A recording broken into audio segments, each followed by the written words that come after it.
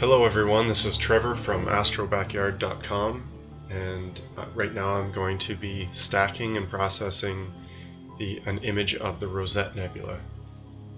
So to start, I'm here in Adobe Bridge, and I'm going to take a look at my frames I acquired in the field. So to start, I have these 3.5 minute light frames, and I've sorted these all into a folder.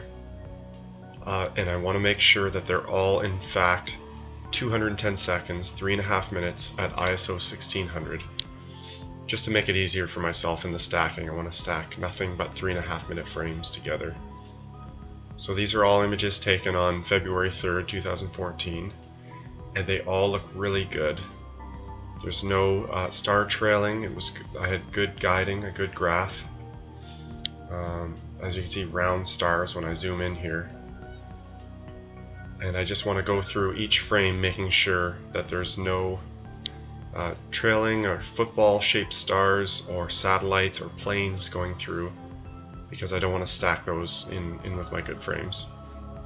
And I've already gone through these, so I know there's no bad frames in here. So I've actually got 47 great 3.5 minute light frames of the Rosette Nebula here. So the next step would be checking my darks just to make sure everything's okay there. And I've got 12 dark frames. For dark frames, because they are used to remove or reduce noise in your final image, you want to make sure that they are the same exposure length, ISO, and temperature as your light frames to work properly. And so I've got 12 frames here that are all 3.5 minutes, ISO 1600, and they were taken directly after the light frames on the same night, and so I know they're roughly the same temperature. So I've gone through my frames, they're ready for stacking. So the next step in our process takes place in Deep Sky Stacker, which is a free stacking software for astrophotography. I have some links for it on my website, astrobackyard.com, if you're interested. There's lots of resources for astrophotography. So the first step is to open picture files, which are going to be our 3.5 minute light frames of the Rosette Nebula. I've found them in the folder here. So I'm going to go through and stack all of them, or select all of them, except for this random XMP file. So these are all my raw image files, and I'm gonna click open. So I haven't checked these off, all these checkboxes are still open, but as you can see, it does confirm my ISO 1600, 3.5 minutes, and they're all there. So we're gonna go check all, and now you can see I have 47 light frames. And now we're going to add our darks. So I'm going to click Dark Files, find my folder, Rosette 3.5 minute darks, and I know that these 12 dark files are all the same length, ISO, and temperature. And I'm going to check all again. So I've got 47 light frames, 12 dark frames. I'm not going to be using any bias or flat frames for this process. So now that they're all checked off, I'm going to register checked pictures. So in the actions here, I'm going to leave automatic detection of hot pixels on, stack after registering, that's important, that's going to be checked off, and select the best 80% of pictures and stack them. And I'm actually going to bump this up to 95 because these frames look so great. I just want them to use them all. I'm okay with that. I want the software to use them all. The star detection threshold is at 10%. I believe that's default, and I don't touch that or anything else in here for that matter. So this is orange because I'm only using lights and darks, but that's okay. If you added flats and bias, this would be green because that's the recommended settings for Deep Sky Stacker. So now I'm going to hit OK. This handy little box is going to give you, it's going to tell you this. Estimated total exposure time, 2 hours 44 minutes. That's going to create a nice image with a high signal to noise ratio. So we're going to go ahead and say OK, and then this process is going to take anywhere from 5 minutes to 15 to 20 minutes. So I'm going to pause the video here, and when I come back we'll take a look at the stacked image. So here we have our final stacked image, and the details are at the top left here. So ISO 1600 exposure, 2 hours 27 minutes, 42 frames. So you can make adjustments in Deep Sky Stacker. You can see my histogram here, luminance, saturation, the RGB levels, but we're not going to make any adjustments here in Deep Sky Stacker. We're going to bring this autosave.tiff file into Adobe Photoshop. So here we are in Adobe Photoshop. This is Photoshop CC Creative Cloud. This is the latest version. So we're going to open our autosave.tiff file, which is located in the same folder as your light frames.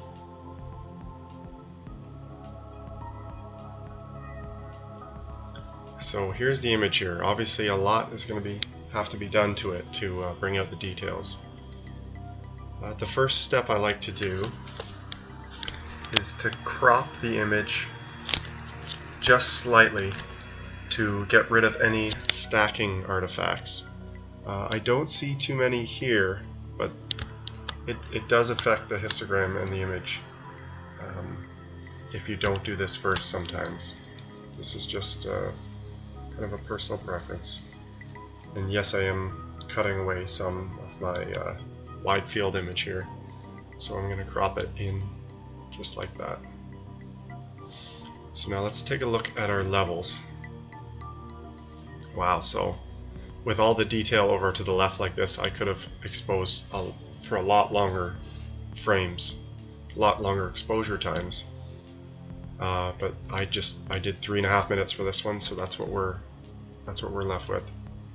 So I'm just going to bring this in to the data here, and I'm going to not bring it past the data because I don't want to clip any detail, and I'm going to bring the right side in as well. I haven't lost any detail or data, I've just simply adjusted the levels. So I can see there's just a little bit of gradient and vignetting happening around this image here. So for that, I like to use a plugin called Gradient Exterminator. Now this is an external plugin that I installed, and you can find it on my website, astrobackyard.com. A link to Gradient Exterminator. I think it was $50, but because I use it for every image I take, it's paid for itself over the years. So what I'm doing now is, and I'm actually going to feather it much more than this. I'm going to select the inverse. I don't want to do anything to the data in here. I just want to get rid of this vignetting, so I'm going to feather this even more. So let's just do this. We'll do 55 actually. I'm going to go around the object.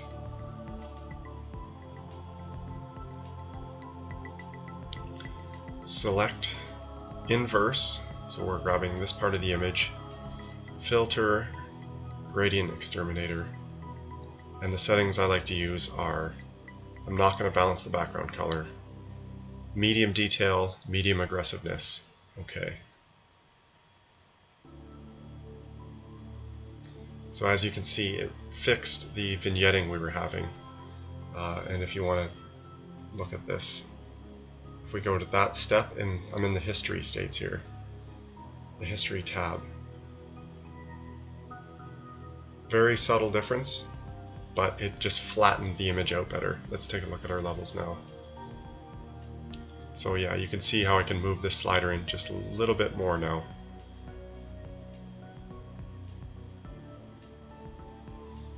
One. So now that we've removed the vignetting and balanced the background, and adjusted the levels slightly. We're going to convert this image from a 32-bit TIFF to a 16-bit. This is necessary to make further adjustments to this image. So the default HDR toning does not create, in my experience, a nice looking image. I always use exposure and gamma, and we're going to say OK here. And now that we've converted this to 16 bits per channel, all these options have opened up here, including curves, which is very important. So let's see if we can adjust the levels a little bit more, and we can. We're just sliding this black point as far to the up against the data as possible without clipping it. So next, let's do our initial curves adjustment. And this is where you really start to see the nebulosity show up. I like to do a curve that looks a little something like that. Might have gone a little too aggressive, and I might pull that in just a little bit. So up here is the this is where you can really blow out the bright spots if you don't pull it in. So yeah, I think we're going to do it. That's nice and safe, but we've still brought out a lot of the nebulosity.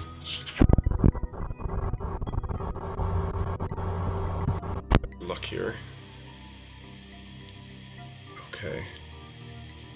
So next, we're going to use another external plugin called Astronomy Tools. It's also known as Noel Carboni's Astronomy Tools Action Set. And it's a set of actions designed for astrophotography that make a several step process a one-click process. So when you process as many astro photos as I do, you really appreciate speeding things up, and so you're not having to do a lot of the monotonous tasks over and over and over again each time. And one of the actions I like to use every time is the local contrast enhancement. So I'm going to select that from the action set and press the play button. Now this action happens rather quickly, as opposed to some of them that can take up to about 5 minutes. So there, it's happened. And again, we can go on our history and check out what the difference. So there's my levels state. Then after curves, and now after this contrast enhancement. Subtle, but clearly a difference in the detail.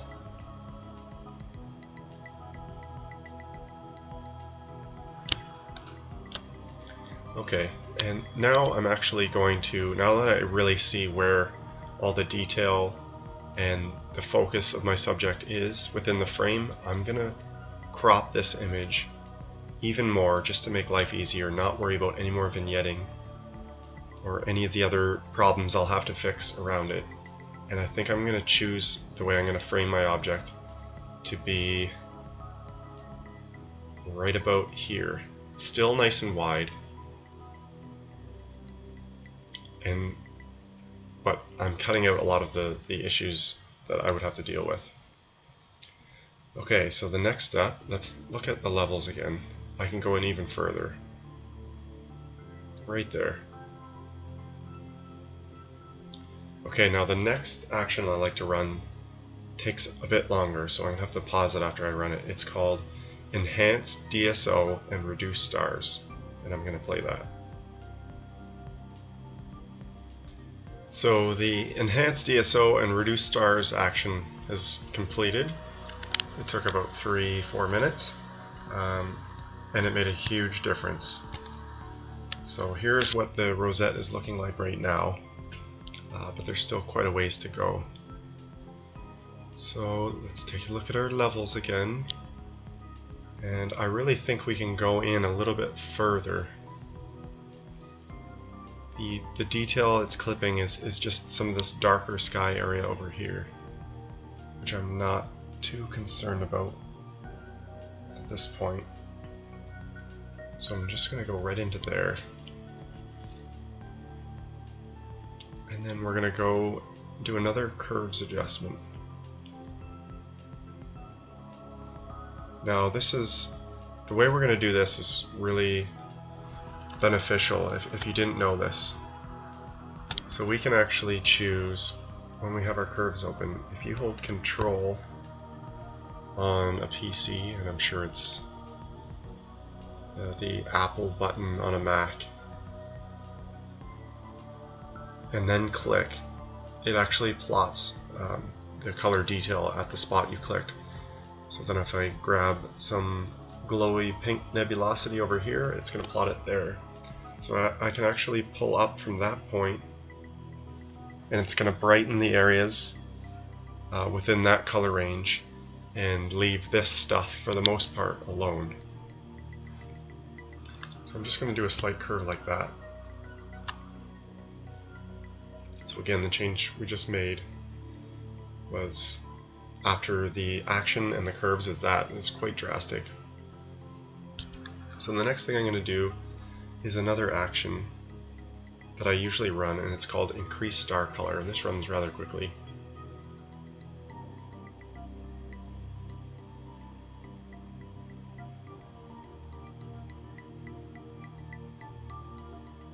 Okay, so that's finished. And then usually right after that I run Make Stars Smaller, although the stars are so small in this already.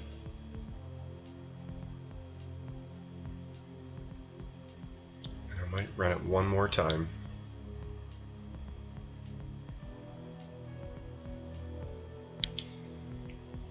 And now another one that I like, so it's always in that order: Increase Star Color, Make Stars Smaller, and then Less Crunchy, More Fuzzy.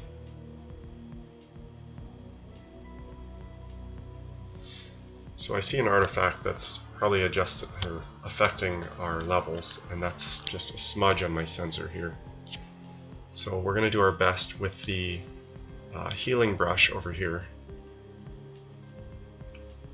to get rid of that. So I'm just going to grab, holding down the Alt key, I'm going to grab an area of sky.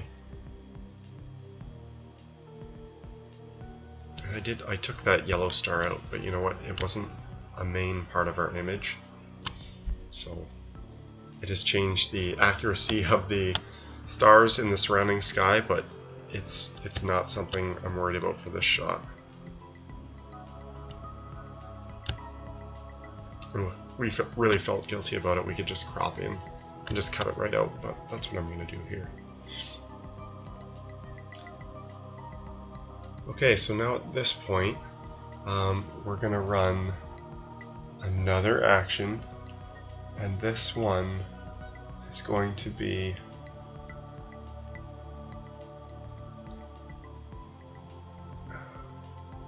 Space Noise Reduction.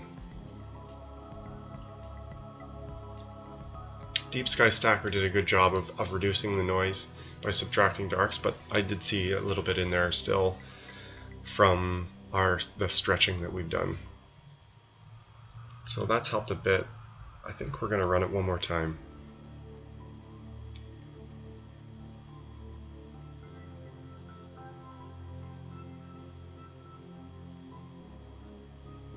There, I see a big difference now.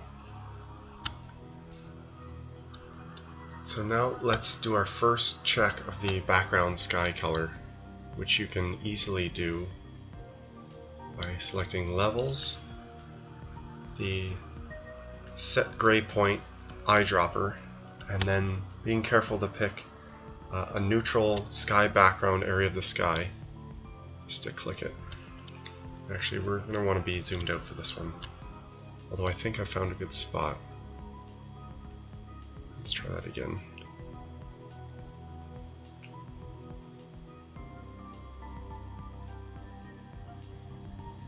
Still feels a little bluish green to me.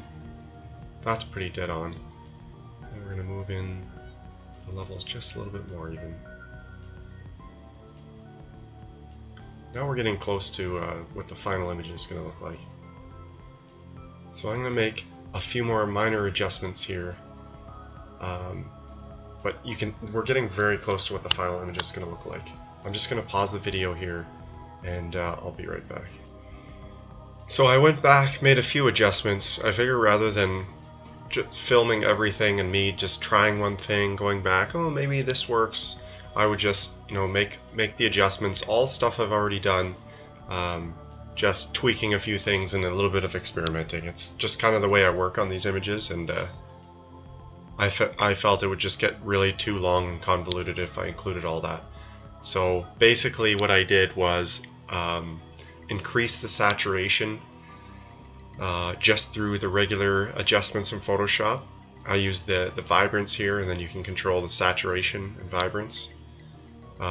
That's way too far for my liking. I like a more natural look, but so that's where that happens.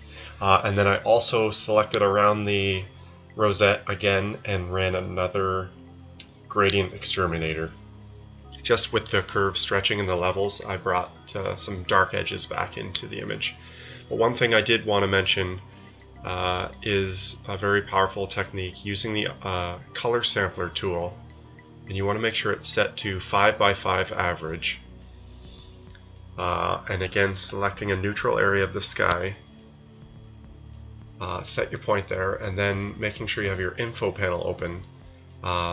These readings here are very important because you want that sky to be a neutral color.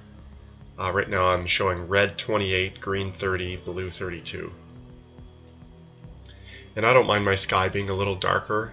Some people prefer to see 33s across the board, but I'm going to stick with that 28 there. So I'm going to go in levels and then pick my green channel and just bring it down to 28. And then in the blue channel, this is something I always do, I have it at about 1 or 2 notches more than the other two channels. So I'm going to put it at 29. Use the keyboard here. 29. Okay. And you can do that in another area of the sky as well if you're not sure. So you can see, yeah, the blue is too low. So I'm just going to go back.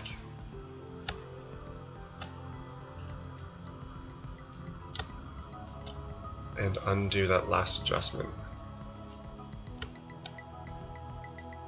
So now that I have the one there and one over here, I can kind of balance between the both of them because the sky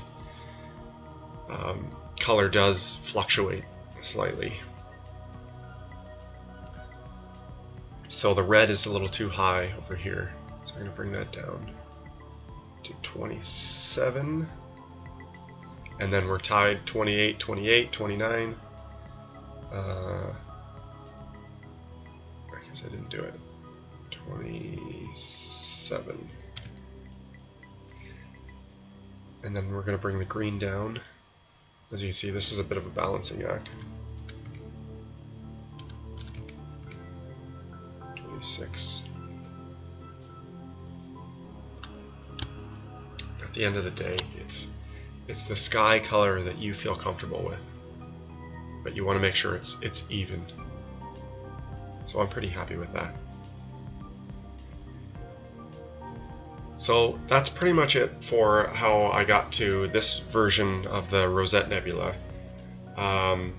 Another thing I'm going to do is I usually save my images as JPEGs, and this image is quite large at 3,544 pixels, and you do see a bit of noise still. So I have another noise reduction software I actually use. It's a free version. It's a plugin called Colormancer Boundary Noise Reduction. And I do use this from time to time. It works really well. And again, this is just the free version with limited options. So without adding too much sharpening, I'm just going to do a very subtle noise reduction. There's nothing worse than an image with the noise reduction overly done in my eyes. So this will smooth out a few of those noisy areas.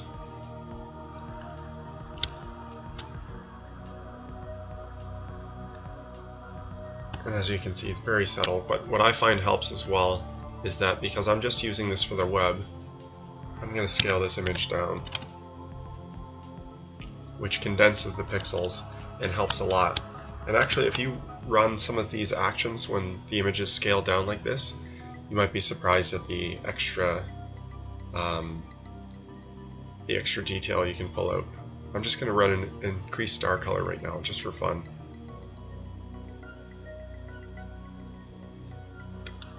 And then I'm going to run less crunchy, more fuzzy again. Again, I'm back into experimentation mode, but so I hope you've enjoyed this tutorial and you've learned something. Sorry if it was a bit scattered and if I left anything out. This is my first video tutorial and it's very new to me and I'm a bit disorganized, but hopefully I'll be doing some more of these and I'll get better with time. So I hope you've been able to at least get something out of this.